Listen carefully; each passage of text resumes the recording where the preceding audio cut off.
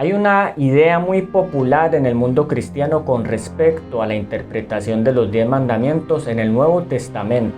Uno de estos errores es la interpretación de Colosenses capítulo 2 versículo 14, donde se nos dice que el acta de los decretos que nos era contraria fue clavada en la cruz. Pero realmente este texto de Colosenses 2:14 hace referencia a la ley de los 10 mandamientos. Quédate hasta el final del video para que lo podamos comprender mejor. Igualmente te invito a que te suscribas al canal y compartas este video con aquellas personas que realmente necesitan comprender estas cosas. Para entender lo que el apóstol Pablo nos quiere decir, vamos a leer el capítulo 2 desde el versículo 8. Mirad que nadie os engañe por medio de filosofías y huecas sutilezas basadas en las tradiciones de los hombres, conforme a los elementos del mundo y no según Cristo. Porque en él habita corporalmente toda la plenitud de la divinidad, y vosotros estáis completos en él, que es la cabeza de todo principado y potestad.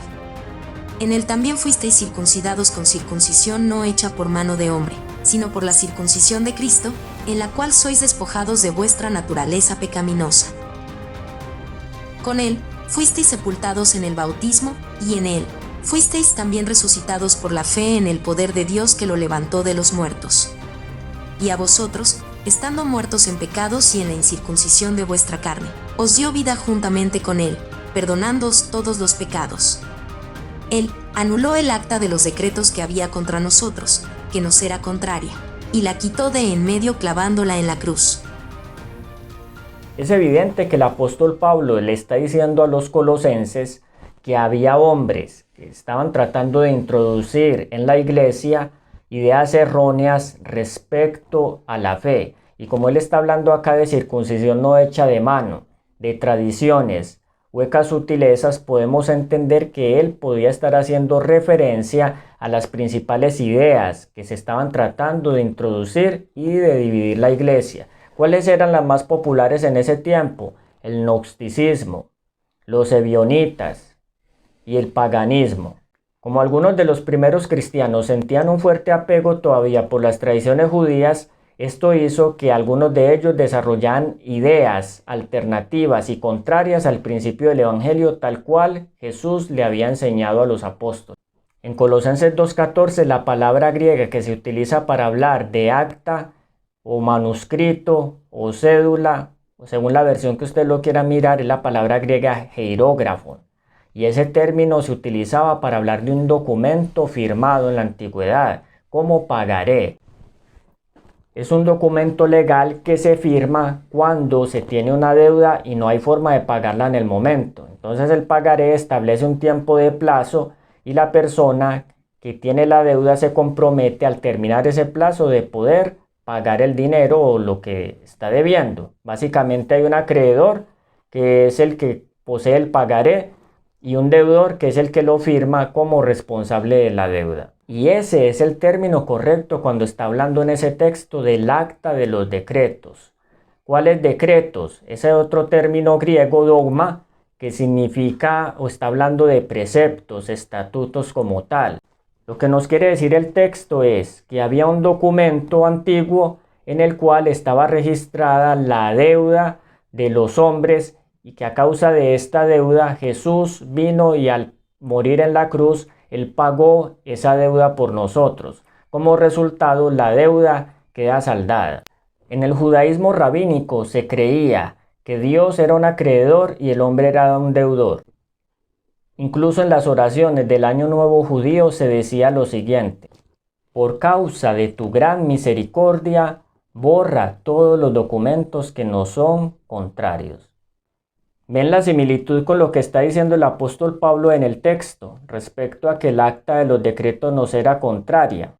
Este diccionario del Nuevo Testamento teológico nos enseña que hierógrafon hacía referencia a un libro donde un ángel anotaba los pecados de los hombres. Teniendo esto en cuenta, podemos decir que este acta de los decretos no son los 10 mandamientos por la siguiente razón. Porque según Romanos 7:7, los 10 mandamientos señalan el pecado, lo identifican, pero no lo registran. Más bien el contexto bíblico hace más referencia a lo que dice, por ejemplo, en el libro de Nehemías, capítulo 4, versículo 5. No cubra su iniquidad, ni su pecado sea borrado delante de ti, porque se han airado contra los que edificaban. Éxodo capítulo 32, versículo 32, 33.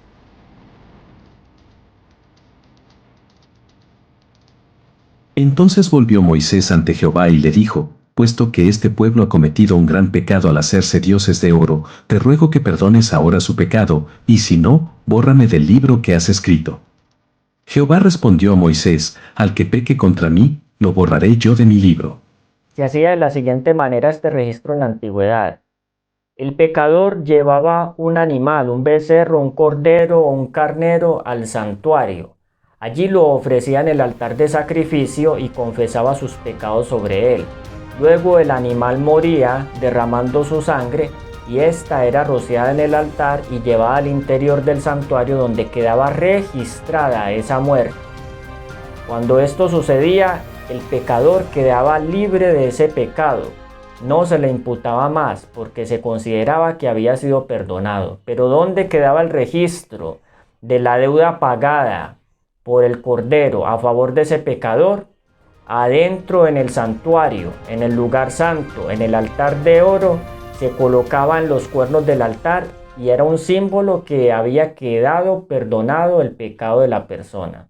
Esto enseñaba una gran verdad y es que el pecado como tal puede ser transferido del pecador al santuario.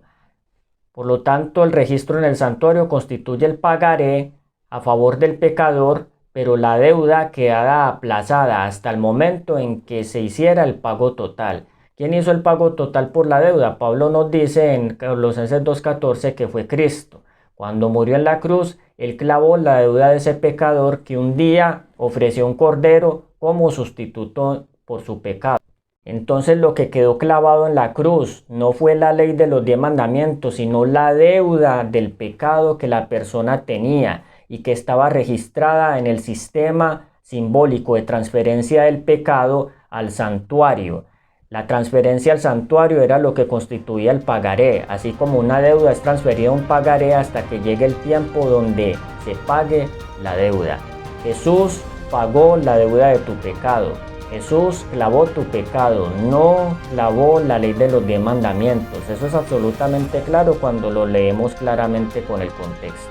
Espero te haya dado claridad al respecto y sígueme en el siguiente video para que miremos el segundo error que se comete al hablar de los 10 mandamientos en el Nuevo Testamento.